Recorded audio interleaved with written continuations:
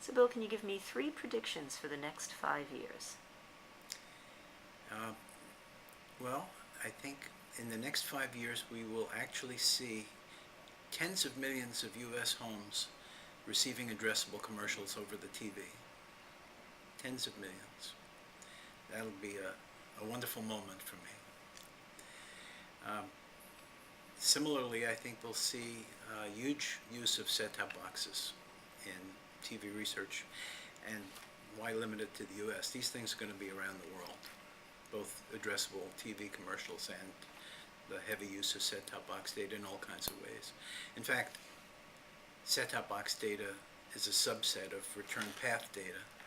It's the data we get back from all of the digital information storehouses that have any bearing on what we're trying to research. So you could say frequent shopper cards are return path data.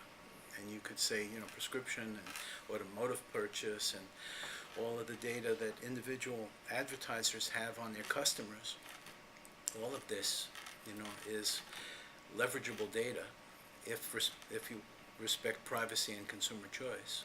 All of this can be leveraged to have a much more scientific spend of the marketing dollar with a kind of a guaranteed ROI with leveraging all this information. So that's either one or two predictions. I think that we will see in the television programming and the advertising creative, there'll be more research involved in the early stages of developing both of those things, both what's the creative message and what's the program. What programs do we want to put on the air?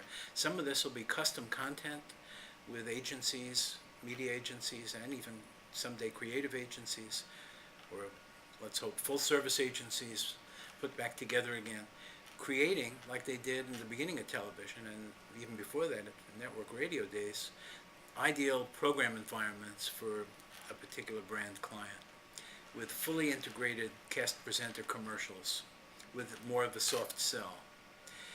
And the research that will go into this, I think, will involve biometrics along with other forms of very in-depth forms of kind of copy testing and program testing.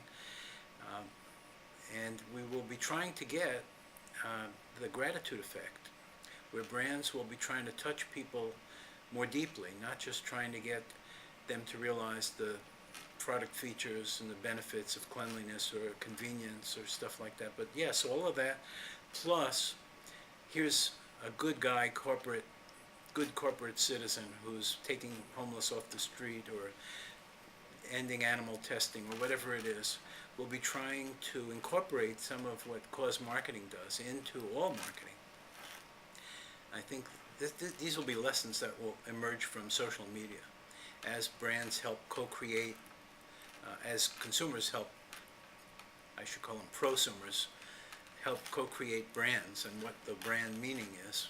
The advertisers and their agencies will become aware of the more profound motivations that it's possible to reach in the audience beyond the superficial levels of this is a better paper towel. And some advertisers know this already. I have a paper in the Journal of Advertising Research about it back in December '06 that people can read. So this movement towards the creation of custom content, both programming and advertising, and even a blending, where you can't quite tell is it a program or is it advertising. That would be maybe my third prediction. And maybe fourth prediction would be more integration among different types of research. Because advertisers don't really want research, they want answers to burning questions. And if the answers require several research companies with different techniques to work together, that will become more of a team thing. So you can give the advertiser what he or she wants rather than piece parts that they have to then figure out how to make decisions based on. Nielsen just reported that the percentage of TV households has declined. This isn't the first time they've reported it, but it seems to have struck a chord this time. Some say it's economic, some say it's behavioral of the younger generation. What do you see, and what are your thoughts in terms of future number of households across the U.S.? Well, if you think in terms of TV everywhere and screens, those homes that have given up the big TV screen are probably watching video on mobile devices or iPads or PCs or what have you. I'd be surprised if they've totally kicked the habit. It's interesting though, because when you think about people giving up the big TV screen, it conjures images of, does that mean that they're really changing the basic 20th century lifestyle of being couch potatoes at night? Does it mean that they're more in a lean forward mode, they're spending more of their night doing things that are more either social or involved in work? It'll be very interesting to find out more about those people who gave up the big TV screen. But I don't think it's going to mean that television will become less important as a medium. You may have to use the word video more often, or screen media. But I think screen media are still going to be the dominant medium for forever, until the end of time. And well, you know, when a screen becomes cubicle holography and we can step into it, you know, I would count that as screen media. And in terms of the role of social media, do you see that growing in impact? Do you see it maybe just as a phase? What are your thoughts? I don't think it's going to go away. I actually predicted it but I got the prediction all wrong, but I predicted it. If you allow me, you know, being about a mile away from where it actually wound up, but in my newsletter in the early 80s, basically, I said that the audience was going to help create TV programs.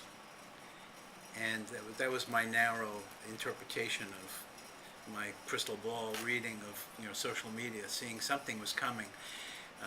What I would have been much smarter to say is that consumers will be more heavily involved in creating media of all types. And that's, I think, what's happening. I think they are becoming the stars as well as the people who are taking it all in. So the audiences realize that they're creative too, and they want to get credit for it. And that's the part that I predicted. I didn't exactly predict how it was going to come out. And I think it's a wonderful thing. I think to the extent that people have positive creative outlets, their creativity won't be coming out negatively. To the extent that people don't have positive creative outlets, they make up all kinds of things to, you know, horrify themselves with and wring their hands over and bum other people out and so on and so forth. So I think social is here to stay, and it's a positive force.